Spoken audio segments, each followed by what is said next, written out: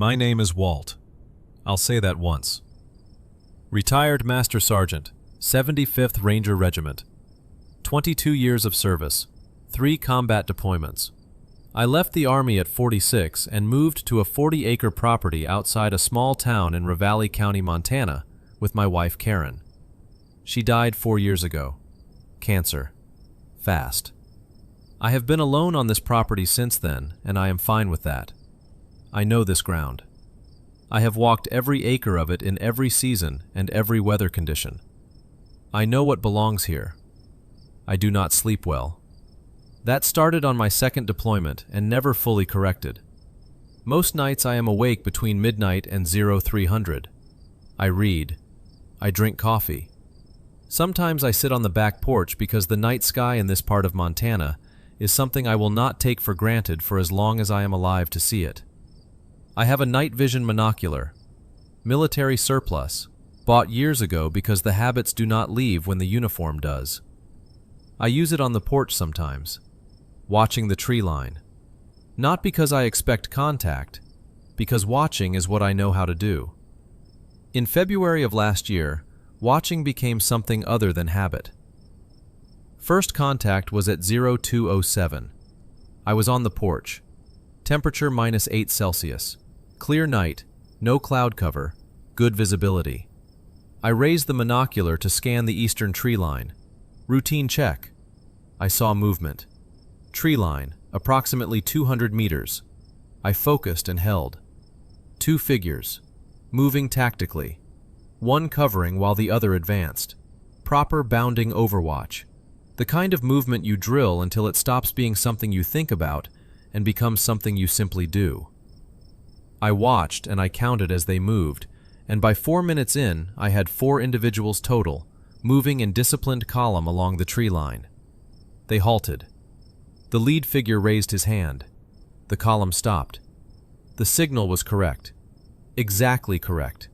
The kind of correct that comes from repetition over years. They held for approximately 90 seconds. Then they withdrew into the tree line. Clean withdrawal. No noise I could detect at that distance. No sign they knew they were being observed. I stayed on the porch another hour. No further contact.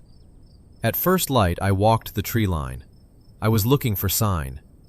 I found compressed snow at 2 positions consistent with where I had observed figures halting during the movement.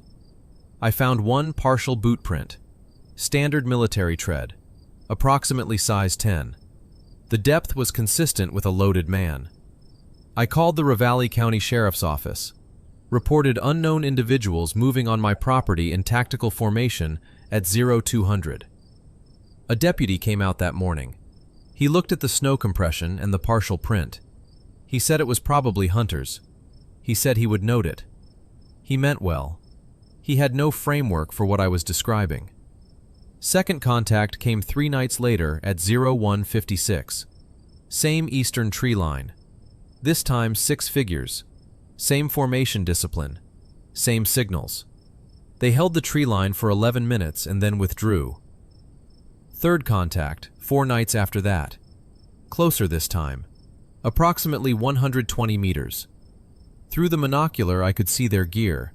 Plate carriers. Helmets. Weapons I could not fully identify at that distance but carried correctly.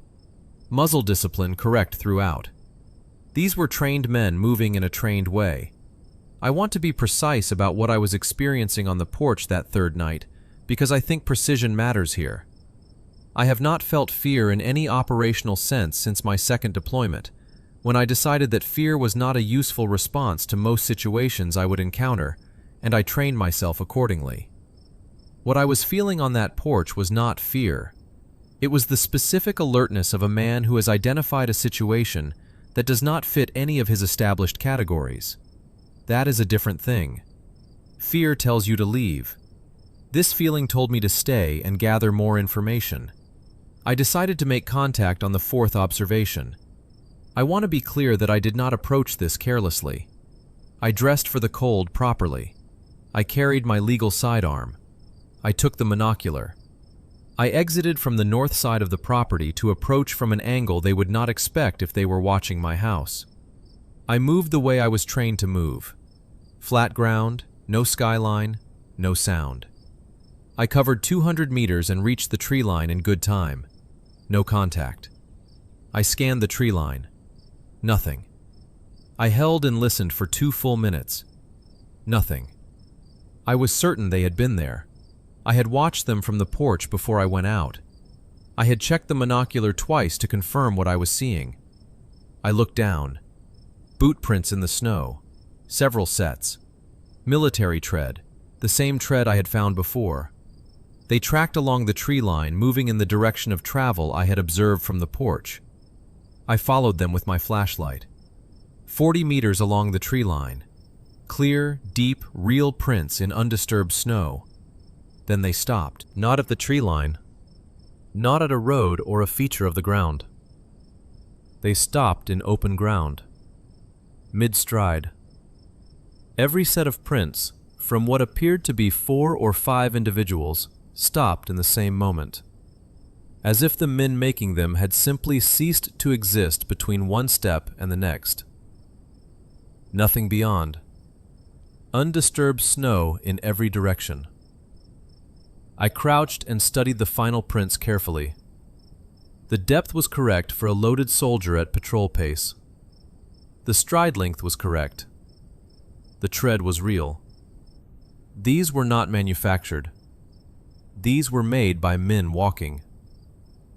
I stood in the cold and looked at the empty ground beyond those prints for a long time. Then I walked home. I did not sleep that night. I did not drink. I sat at my kitchen table and I wrote down everything I had observed, timed and sequenced, the way I was trained to record events after an action. Dates, times, distances, descriptions, movements. The full account. At the bottom of the page, there is a section for conclusions. I left it blank. I had no conclusion that the evidence supported. I began researching. Methodical.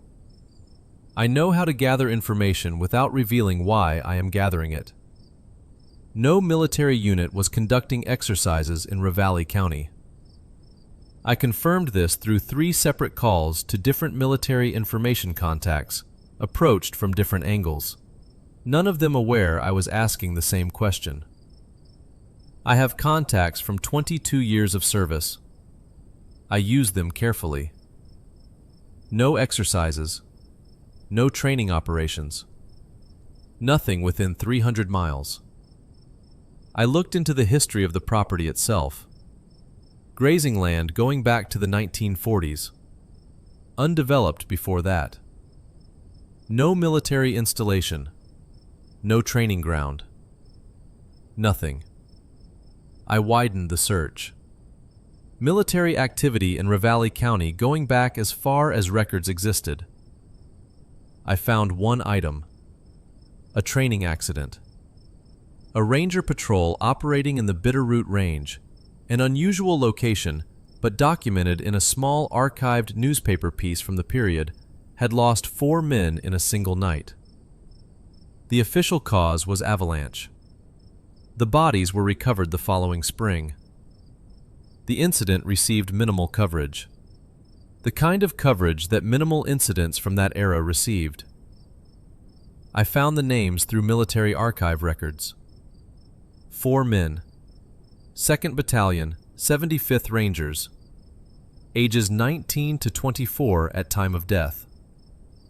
I served in 2nd Battalion, 75th Rangers. I sat with that for a while. The following night at 0200, I went out to the tree line and I stood in the open. No concealment. I waited. They came. Same formation. I watched through the monocular as they moved along the tree line and halted. 50 meters. Closer than any previous contact. I could see each figure clearly. Helmets in darkness. I could not see faces, but I could see how they stood, how they held. The particular stillness of a patrol that has been on the ground long enough to become part of it. I raised my right hand. The halt signal. Slow and deliberate, the way you make a signal to men who are watching for it. The figure at the front of the column raised his hand. He returned it. Then they withdrew. Same as every previous contact. Back into the tree line. Clean. I stood at that tree line for a considerable time after they were gone. I filed a full written account with the County Historical Society. Facts only. Dates, times, observations, measurements, the stopped boot prints in open ground. They received it and filed it politely. I wrote a separate letter to the 75th Ranger Regiment Association and sent it to their newsletter contact. I have not heard back. I located a surviving family member of one of the 4 men. A younger brother, now in his 70s, living in Georgia. I called him. He was quiet when I explained why I was calling. The quiet of a man who has been waiting a long time for a call he didn't know he was waiting for. He told me the family had been informed the bodies were recovered. Closed caskets. Military discretion. In 1968, you accepted that because you accepted what the Army told you, and you went on. I asked him whether his brother had ever talked about the Bitterroot before the training exercise. He said yes. Said his brother had talked about it after an earlier training rotation through the area. Said it was the best ground he had ever worked on. Said he felt like he knew it, that it recognized him. I thanked him. We said goodbye. I have not reported further contacts to the sheriff's office. There is no point. I have not discussed this with anyone else. I still watch the tree line most nights. They come every 4 to 5 days, roughly. I have logged 31 contacts now. They acknowledge my signal every time I give it. They always withdraw cleanly. I have theories about what they are. I do not share theories that go beyond what the ground tells me. The ground tells me they are disciplined, consistent, unhurried, moving the way men move when the mission is the only thing and the mission does not have an end date. That is what the ground tells me. That is enough for now. Karen used to say I was married to the regiment before I was married to her. She was not wrong about that. I gave 22 years and 3 deployments and most of what I had that was worth giving to that organization. I do not regret it. But I think about those 4 men sometimes, 19 to 24 years old, lost on training ground in the Bitterroot in 1968. And I think about what it means that they are still out there, still running patrols on good ground in the dark, still moving in proper formation, still acknowledging the halt signal from a man who knows how to give it. Maybe it does not mean anything terrible. Maybe it just means that some men are built entirely for the mission, and the mission becomes the only thing that makes sense, and when everything else goes, they keep moving, because moving is what they know, and the ground is good, and there is no order to stand down. I understand that more than I would like to. Some nights I sit on that porch, and I watch them come out of the tree line and move through the dark in proper form, and I think the only reason I am on this side of the scope instead of out there with them is timing. Just timing. That is the only difference I can identify.